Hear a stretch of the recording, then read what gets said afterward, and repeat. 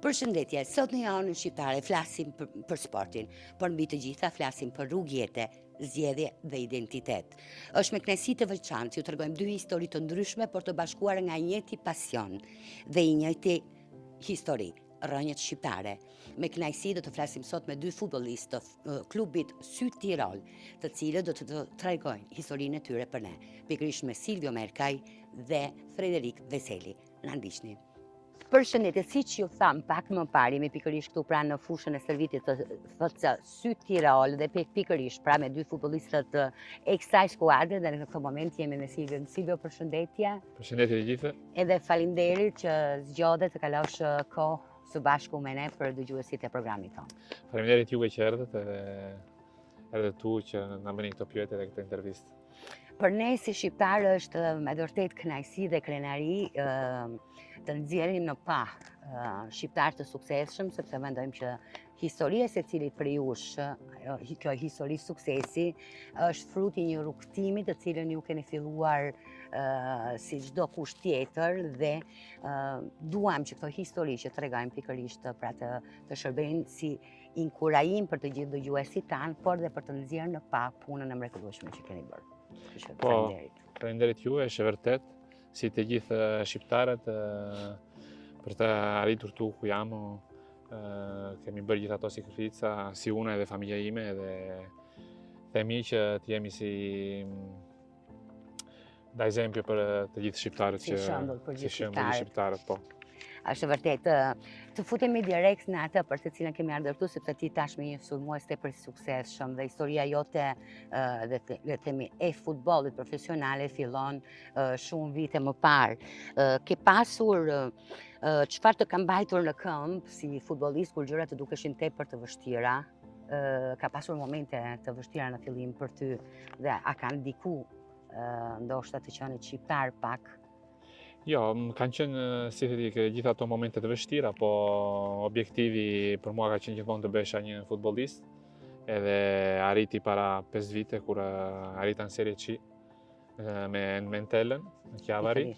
Edhe pastaj para vash avash më para kalova gjithë ato vite në kategoria më poshtë si Eccellenza, Serie D, po me kura, me ndihmën e familjes, arrita ku jam tash.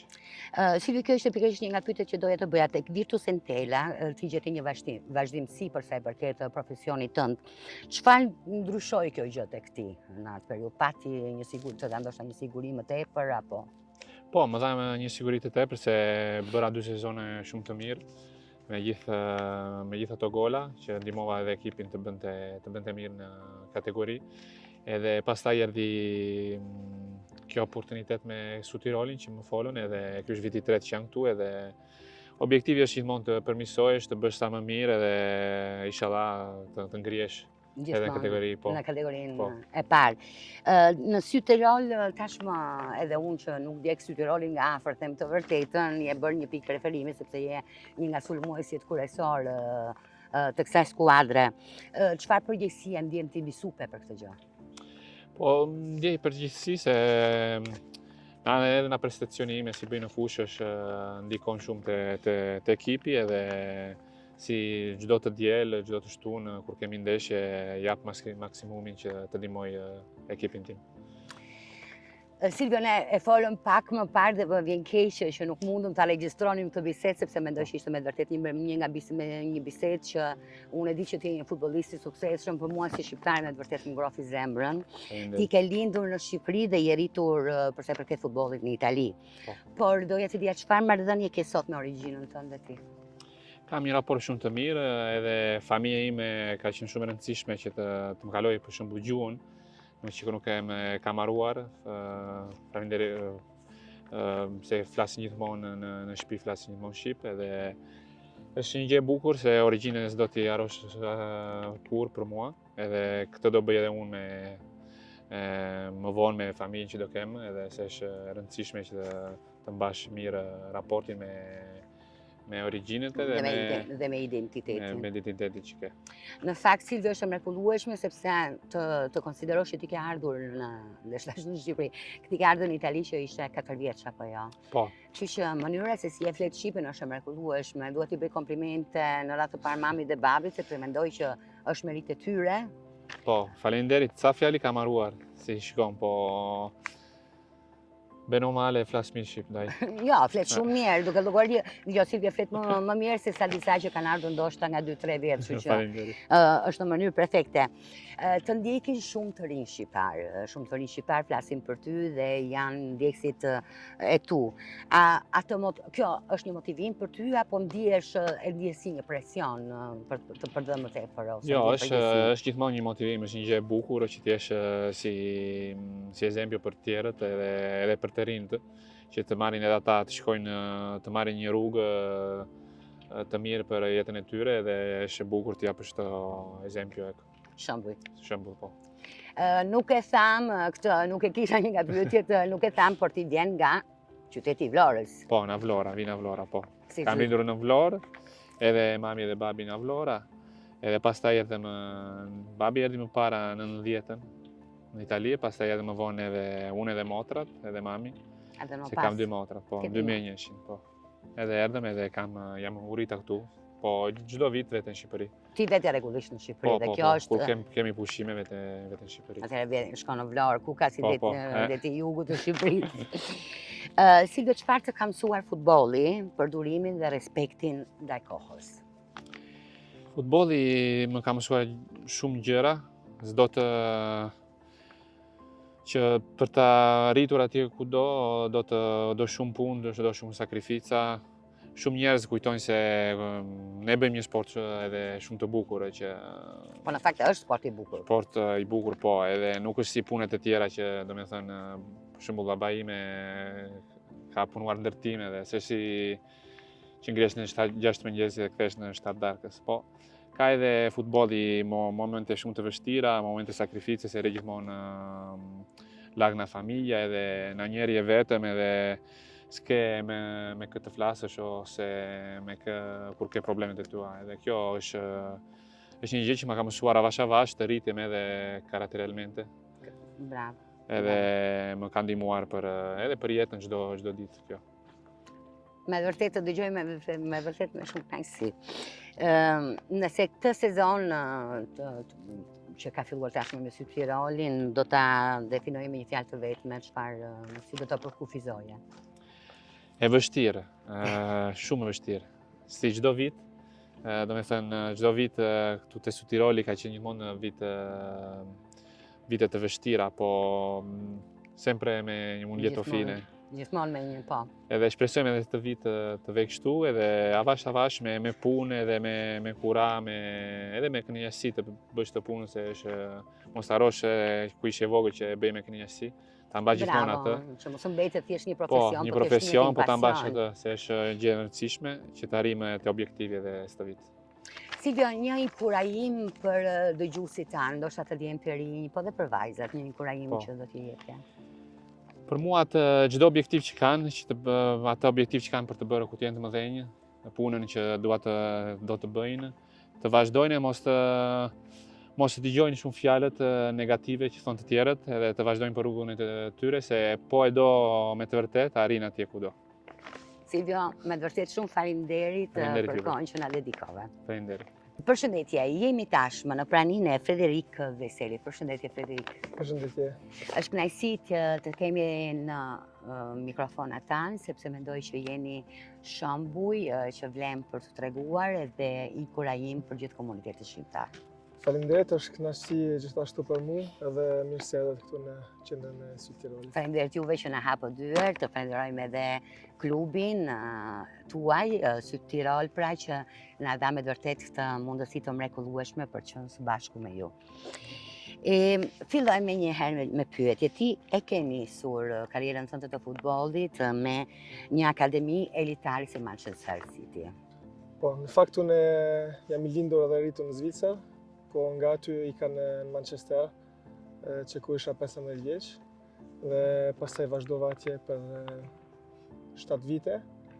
U ktheva një vit në Zvicër dhe pastaj erdha në Itali. Dhe pastaj erdhe në Itali. Pikërisht unë këtë doja të thoja.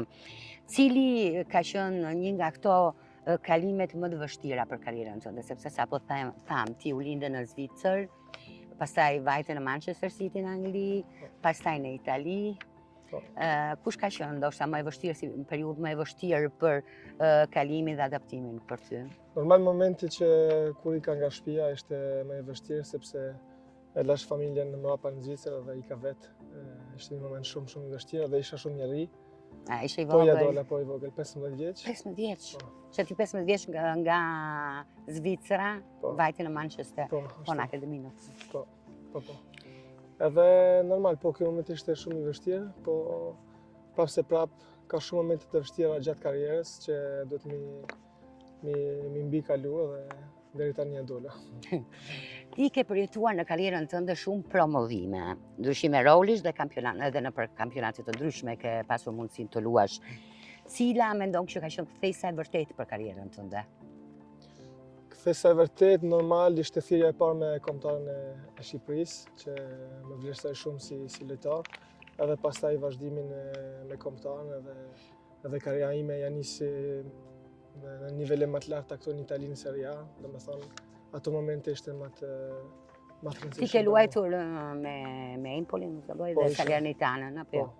Kam luajtur me Empolin, pastaj ika në Salernitana dhe kalova tek Benevento në Itali. Mbas Benevento ika në Turqi, një vjet në Istanbul, dhe pastaj u ktheva prapë në fakt isha në Shqipëri 2 muaj dhe u ktheva në Itali në janar vitin e kaluar. Dhe është me të vërtetë le të themi ke bërë një rrugtim tepër dinamik për të përket karrierës tënde. Po, normal. Është një rrugtim i gjatë, një rrugtim që e ka nisur shumë herët dhe një rrugtim me shumë pasuri kulturore edhe një rrugtim i bukur. Unë mendoj të paktën, mendoj që edhe shumë prej nesh kanë një ide të tillë që kur dikush apasionohet pas futbollit, djemtërit të cilët kanë një ëndër të gjithë, ndoshta kanë si ëndër të bëjnë sulmusin, sepse ndoshta shpikërisht ai që shkon te porta gati të tërë punojnë për sulmusin. Kur e kuptove që roli yt nuk ishte sulmus apo krau i djathtë Karambaj, por ishte pikërisht mbrojtës? Në fakt unë jam nisa si mbrojtës, domethënë që i vogël. Pastaj kalova në mesfushë për shumë vite dhe trajnerët vendosen të më fusin prapë në mbrojtje dhe ashtu në mënyrë shumë natyrale e vazhdova si mbrojtës. Domethënë nuk e kisha kurrë synimin të jem sulmues. Kuptoj. Tek sy ti roli atëherë ti vjen me shumë eksperiencë. Çfarë mendon se i jep sot skuadrës ti dhe edhe jashtëfushës ndoshta? Po pikërisht mendoj që eksperienca ime është e rëndësishme për grupin. E kam një moshë jo të, domethënë, nuk jam aq i ri. Kam shumë eksperiencë domethënë futboll, por edhe jashtë fushës në Itali, edhe besoj që mund të kontribuoj si në mënyrën teknike, taktike brenda fushës, si në mënyrë sociale edhe njerëzore jashtë fushës për lojtarët e tjerë. Bolzano e njohim tashmë është një realitet tepër i veçantë në krahasim me qytetet e tjera të Italisë, ku nuk i ke pasur mundësinë për të ushtruar profesionin tënd. Sa ndikon këtu ambienti njerëzor dhe kulturor në ty? Besoj personalisht që ambienti në Bolzano më përshtatet shumë, sepse më duket shumë si Zvicra. Natyrisht, për ty është si kthesh pak në shtëpi. Ashtu.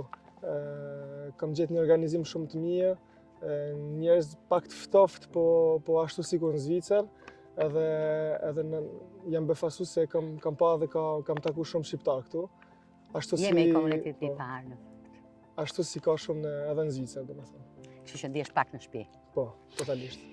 Duke folur gjithmonë në këtë temë, ti e preke pak më parë në intervistën tonë, ti zgjodhe të luash me kombëtaren shqiptare, edhe pse mund të zgjidhje të luaje me Zvicrën apo me Italinë. Sa ka fol zemra për këtë zgjedhje? Po, normal ka fol shumë zemra, sepse sa e mora ftesën e parë nga Shqipëria nuk mendova dy herë dhe zgjodha me një herë dhe thash po, domethënë direkt. Po më vjen flas me ty dhe më vjen në mend Lorizana. Ku mund t'i thuhet jo Shqipërisë apo jo? Jo. Ti je një futbollist i diasporës. Po. Sa ndjen një përgjegjësi të veçantë ndaj të rinjve shqiptar sot? Të rinjve shqiptar jashtë vendit. Normal si imazh edhe si shembull po patjetër që çdo, domethënë familje çdo shqiptar që është në diasporë ka objektivat e veta, synimet e veta, jo çdo herë në sport, por arritja e suksesit të çdo shqiptarit do të jetë një shembull i mirë për gjithë shqiptarët në anë e mban botës. Edhe besoj që kemi shembull shumë të mirë momentalisht. Duke parë rrugtimin që ke bërë sot në këto vite, sepse e the që karriera jote që me akademi në Manchester filloi që kur ishte 15 vjeç. Nëse shef rrugtimin tënd në vite, për çfarë je më krenar? Për futbollistin apo për njeriu që e bër? Apo përEderikun? Po. Normal që jam krenar edhe për futbollistin, po për njeriu që jam shumë krenar sepse si thash edhe më herët, mësova shumë në aspektin kulturor, edhe në aspektin njerëzor, edhe besoj që i kam pru edhe krenari prindeve të mi, që dhe me thonë kanë bërë shumë sakrifica për me më leju të largohem shumë shpejt nga shtëpia. Po, sepse për një nënë nuk është e lehtë. Normal. Pastaj nëna shqiptare që duan fëmijë gjithmonë. Po, sakt. Shumë sakt është. Dhe po, normal është një proces i jetës që mbaron edhe shumë shpejt, sepse nuk kemi karrierë shumë gjatë dhe duhet të përgatisim edhe të synojmë mbas karrierës të bëjmë diçka tjetër. Kjo është, me thonë, karriera është një mësim, besoj, për të ardhmen në jetë private. Me disiplinën. Një inkurajim të fundit, sepse është një të pyetje që bëra dhe Silvius, ju jeni shembull dhe ndiqeni nga shumë të rinj shqiptarë. Çfarë do të ishte një mesazh që do i jepi të rinjve shqiptar, jo vetëm për sa i përket këmbgulës për karrierën, por dhe për ruajtjen e gjuhës dhe identitetit, sepse e them me të vërtetë jam e surprizuar sepse sot jemi së bashku me ju që i përkisni botës të sportit, të dielës që kaloi ishte me një artiste shqiptare të teatrit në Itali, që sapo mori çmimin si artistja më e mirë emergjente. Keni ardhur të vegjël, keni lindur tuti, por ruani gjuhën në mënyrë kaq perfekte, gati ka më mirë se ne që kemi ardhur më brapa. Çfarë do të ishte një inkurajim? Ose një mesazh? Nga unë ishte që të rinj, domethënë, e marrin kulturën e prindve, ta mbajnë si një gjë shumë precioze, sepse kultura shqiptare është një gjë shumë unike në këtë botë, domethënë kam shëtit anë mban botës, po kultura jonë është shumë unike, është shumë e bukur, edhe besoj që është një gjë që duhet ruajtur, sepse jemi shumë shqiptarë jashtë vendit tonë, kemi një diasporë shumë të rëndësishme, kemi shumë sukses, histori suksesi, domethënë, nga shqiptarët anë mban e botës, siç në punë artistike, po edhe në punë, domethënë, ma konkrete, Ne kemi shqiptarë që shkëlqejnë në çdo fushë. Normal, të paktën unë flas për shqiptarët të Bolzan. Po. Edhe inkurajoj shumë ta marrin edhe gjuhën, edhe traditat, sepse kemi tradita shumë të veçanta. Pastaj për arritjen e suksesit ne shqiptarë kemi një gjë që pak popull e kanë, besoj që është inati shqiptarit. Edhe kjo krenaria dhe inati. Edhe besoj që është një gjë shumë e rëndësishme për arritjen e suksesit. Domethënë, duhet gjithmonë t'i drejtojnë kësaj gjë të bukur që kemi ne shqiptarët dhe pastaj të ecim përpara, sepse jemi shumë të fortë si popull, jemi shumë të kulturuar edhe mund të bëjmë gjithçka. Unë të falenderoj me të vërtetë dhe të falenderoj mbi të gjitha për atë që je dhe për mesazhin që sove për dëgjuesit e Jehonës shqiptare. Shumë faleminderit edhe ju e falenderoj që mbani domethënë këtë program, këtë shoqat që është shumë e rëndësishme. Çdo shqiptar mund të identifikohet në punën tuaj edhe është një gjë shumë e bukur edhe shumë e rëndësishme. Faleminderit, me të vërtetë mendoj që secili prej nesh bën atë që është dhuntia e tij dhe që ka mundësinë, por qëllimi është i përbashkët, ruajtja e gjuhës, traditave dhe identitetit. Këtu pikërisht nga fusha e përgatitjes së Syti Raul Bolzano, ju përshëndesim dhe ju japim takim të dielës që vjen.